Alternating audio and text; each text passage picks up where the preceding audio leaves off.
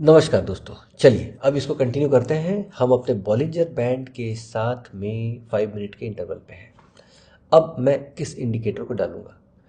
अब दोस्तों मैं अ, अब दोस्तों मैं RSI को डालूंगा। करेक्ट। अब मैं रिलेटिव स्ट्रेंथ इंडेक्स RSI। अब RSI क्या है? RSI भी ऑलमोस्ट सिमिलर तरीके का एक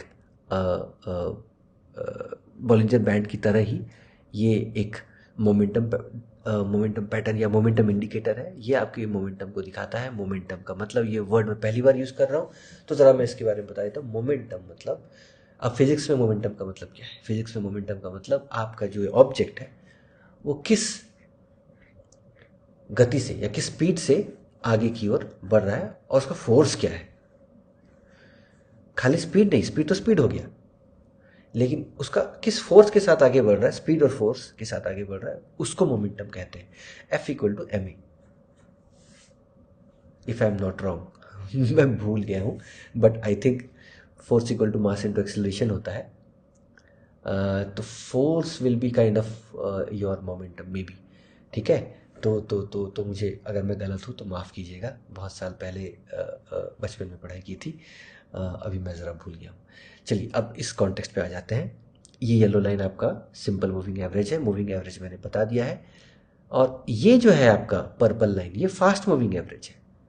अब इसमें क्रॉसओवर, हम क्रॉसओवर पे आ गए हैं। क्रॉसओवर जनरली किसी भी एक इंडिकेटर में क्रॉसओवर जनरली आपके ट्रेंड रिवर्सल को दर्शाता है। मतलब अगर ऊपर है और ये क्रॉस कर रहा है नीचे की ओर तो ये आपका ट्रेंड रिवर्स होने वाला है। और अगर ये नीचे से ऊपर की ओर क्रॉस कर रहा है तो आपका ट्रेंड वापस से रिवर्स होने वाला है। जनरली कोशिश ये करना चाहिए कि ये जो RSI इंडिकेटर है इसके सेटिंग्स में जाके थोड़ा चेंज करके ये जो पर्पल लाइन है इसको हम स्मूथ करने की कोशिश करेंगे। क्यों स्मूथ करने की कोशिश करेंगे? इसलिए क्योंकि अगर आप ज़्यादा फ्लक्चुएटिंग RSI के साथ काम करेंगे तो आपको घड़ी घड़ी क्रॉसओवर के सिग्नल्स मिलेंगे जो कि आपको मुश्किल में डालेंगे।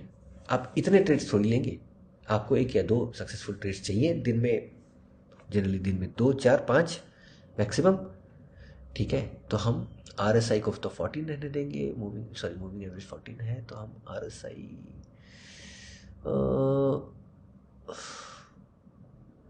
SMA को एक काम कर, SMA को रहने देते हैं। हम RSI को थोड़ा सा स्मूथ करने के लिए इसको 13 कर देते हैं। SMA को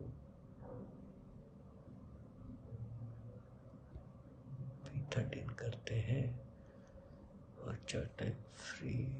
ओके, कैलकुलेट डाइवर्जेंस होगा क्या?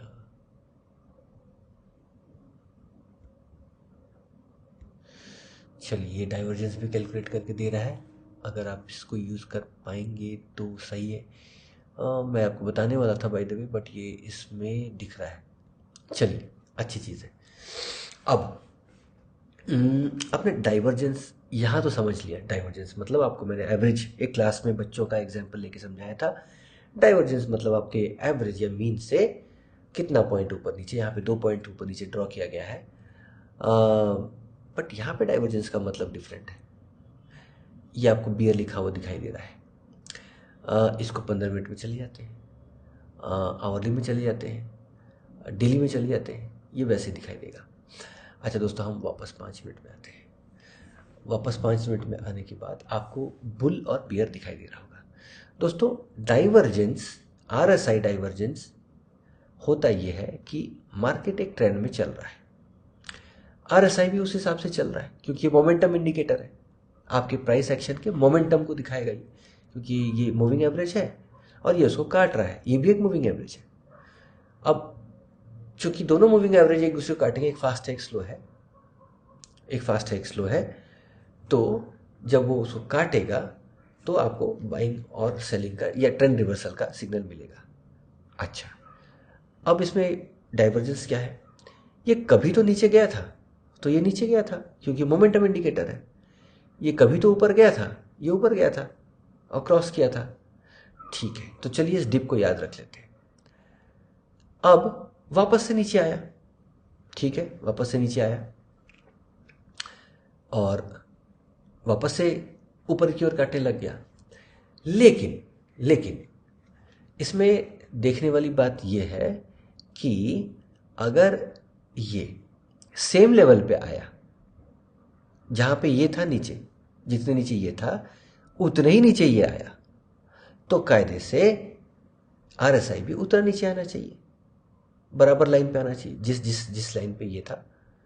यहाँ पे अगर आप राइट साइड में देखेंगे, इस साइड में तो मैं अगर माउस पॉइंटर यहाँ लेके जाऊँगा तो ये दिखेगा, ये 33 पे, आप राइट साइड में देखिएगा तो 33 के आसपास इसे आना चाहिए, जबकि ये 36 में है। मतलब अगर नीचे आता हुआ प्राइस एक्शन लेकिन RSI नीचे नहीं आ रहा है तो आपका बुल ट्रेंड होगा। इसके उल्टा अगर आपका ऊपर जाता हुआ स्टॉक, ऊपर जाता हुआ मतलब बुलिश ट्रेंड में स्टॉक है और स्टॉक और ऊपर जा रहा है लेकिन RSI ऊपर नहीं जा रहा है, तो दोस्तों ये बेयरिश ट्रेंड है। दोस्तों वीडियो बड़ा हो रहा है, हम इसके बारे में ज़रा डिटेल में नेक्स्ट वीडियो में और बातें करेंगे।